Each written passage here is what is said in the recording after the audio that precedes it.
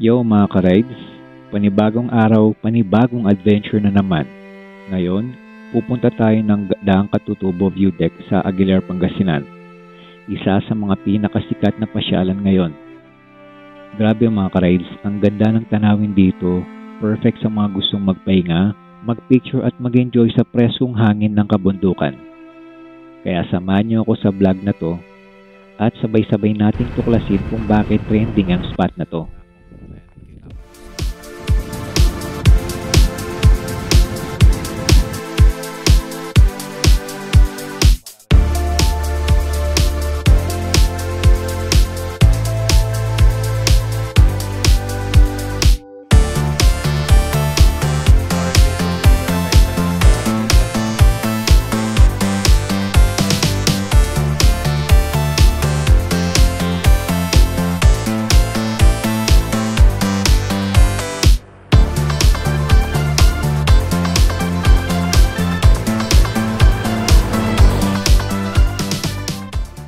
Alright, magandang hapon guys. So ngayong araw pupunta tayo sa Daang Katutubo sa may Aguilar, Pangasinan. First time tayong pupunta doon. Umalis tayo pala ng bahay ng around 2 PM. So nasa 2:54 na. And nandito tayo ngayon sa San Clemente, Tarlac. So nasa 54 minutes pa yung biyahe. And ang tansya is makakarating tayo doon ng 2:45 to 3 PM. Okay, samahan nyo ako guys, tara, let's go.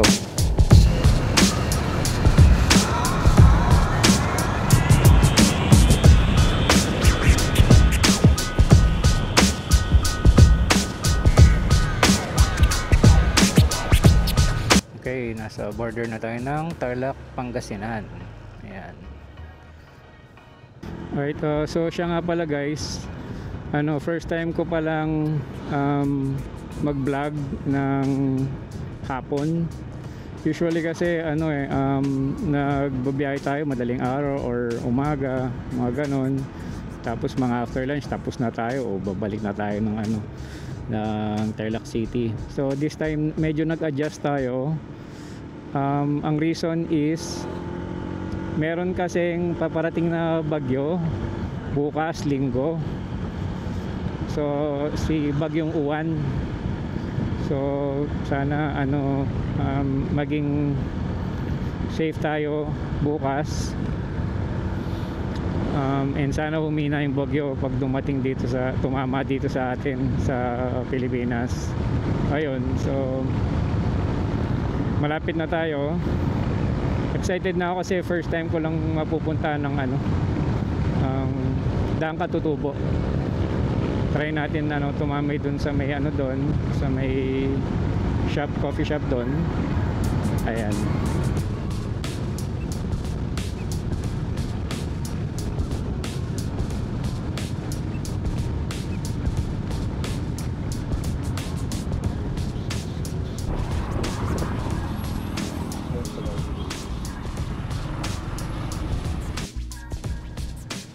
Pagas muna tayo guys.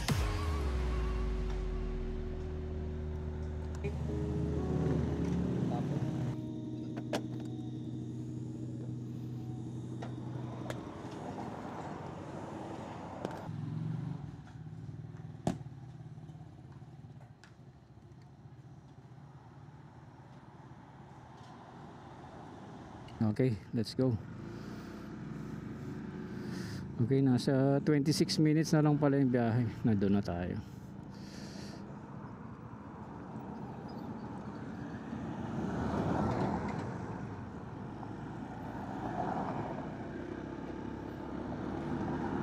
Salamat sa pag-subscribe. Nasa 65 na yung subscribers natin. So sana umabot ng 100 yung subscriber natin bago matapos yung November. Ayan.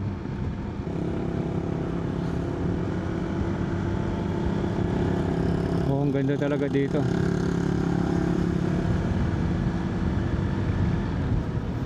Kaliwa, puro bundok. Sa gawing kanan naman, rice field. Diba? Ang ganda. Nakaka-relax ang mga tanawin dito sa Pangasinan. So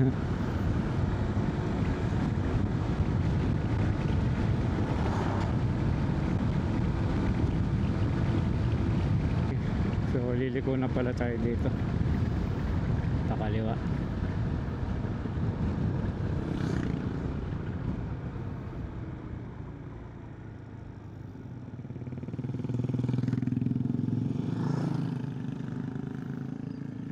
Ayan.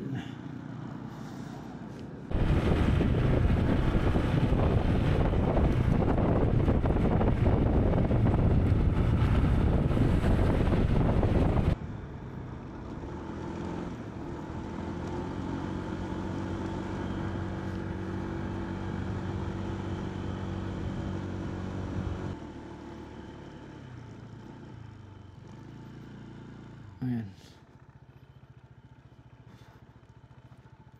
Dito na tayo sa Daang Katutubo Coffee Shop. Ayan, nahanap lang tayo ng parkingan.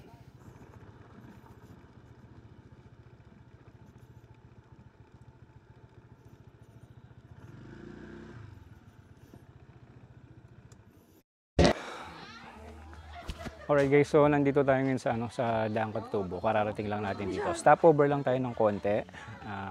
Inom na tayong kape, tapos didiretso na tayo doon. Kitchen. Oo. So order ako ng isang Black Forest small. Pwede kami sa taas doon. Yes po. Sige.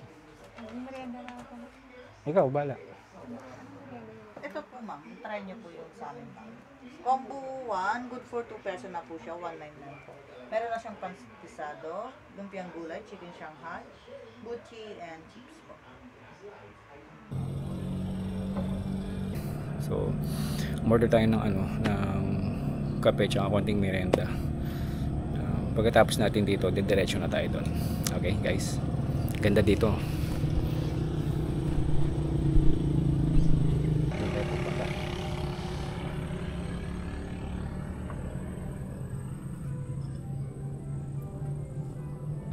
Nakiusap tayo dito sa coffee shop na babalik na lang tayo, pero binayaran na natin yung yung order ayun, sabi mga 15 minutes pa raw yung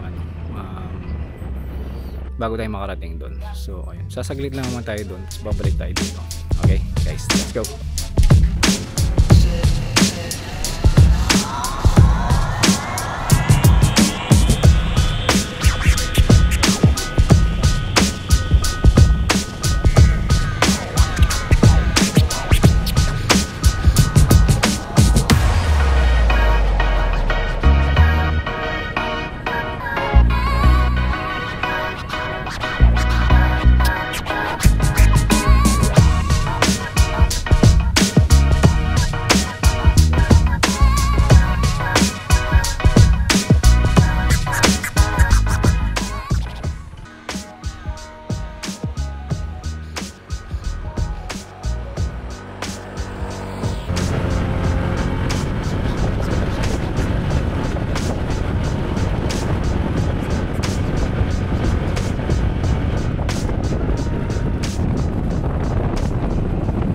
Okay guys, so packet na tayo sa view deck.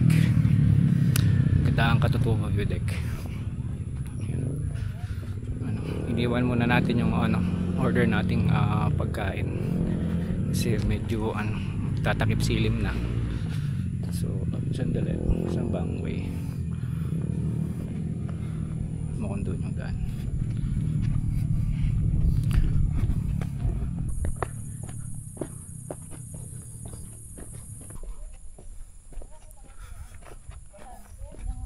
First time lang natin dito.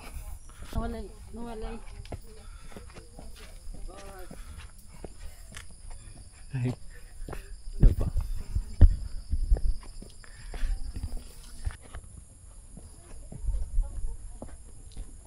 And so halfway dito sa malapit na tayo sa view deck eh. Napansin ko dito sa taas ay may sapanan. Yung katanaw ng ng camera dito. May mga solar panels na nakalagay sa sa mga bundok. Para yung sa yung sa Pantabangan, may source din ng energy doon sa tubig. Dito naman solar panel source ng ano, nariningal ako, source ng ano, araw. So diba, yung tinatawag na no, renewable energy. Nandito na tayo guys, sa wakas nandito na tayo. Oh grabe, ang ganda. Wow, timing na timing yung pagpunta natin dito. Ang ganda.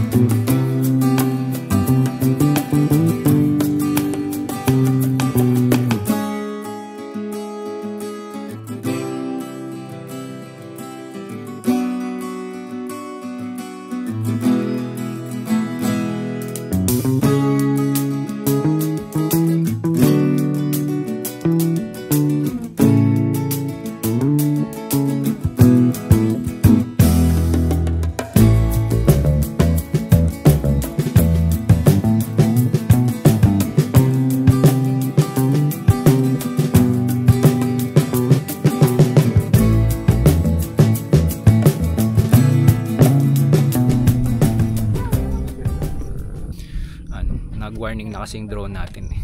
So ayun, maikli lang yung palipad natin. Grabe, ano, yung ulap talagang bumaba kung mapapansin nyo sa ano, sa video. Grabe, hindi mo na halos makita. Kanina ang ganda ng pagdating natin. Parang timing din na ano, nakarating din tayo dito na ano. Sumaglit lang pero definitely ano, definitely babalik tayo dito. Siguro medyo maagaga ng konti. Ayan, ang dami pa rin pumupunta dito na ano, mga ano, turista. Stay pa tayo ng ilang minutes dito and then babalik na tayo sa ano, Daang Katutubo Coffee Shop kasi may order tayong pagkain doon. Okay guys, so pababa na tayo. Iba talaga ano, no, pag nasa nature ka. Talagang nakaka-relax.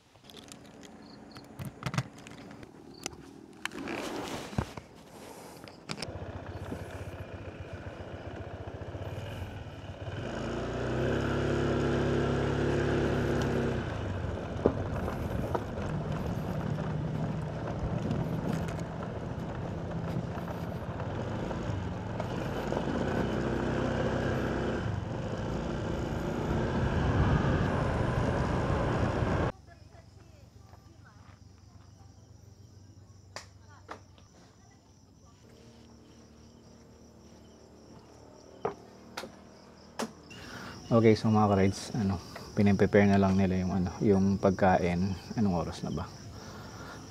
6 PM na pala ng gabi. So maganda dito sa taas ng ano, ng kubo. Kaya lang ano, malamok.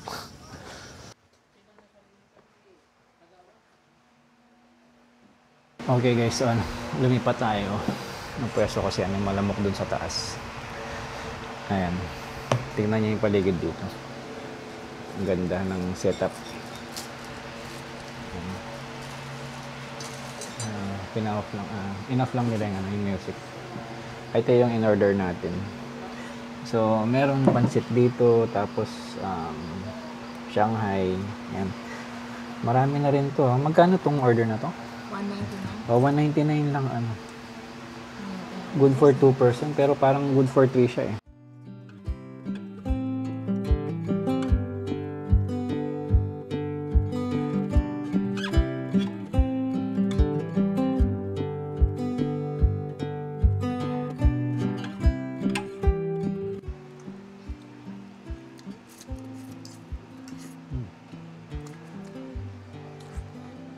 Masarap yung ano, yung pancit. Kasi meron siyang ano, sesame oil. Mas mabango pa. Masarap.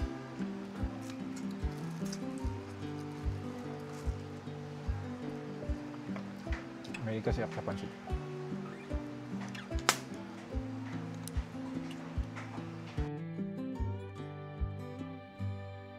Habang tanaw ang ganda ng Daang Katutubo View Deck, na-realize ko na minsan sapat na yung simpleng biyahe at magandang tanawin para mapasaya tayo. Hanggang sa muli mga ka-rides, ingat sa kalsada.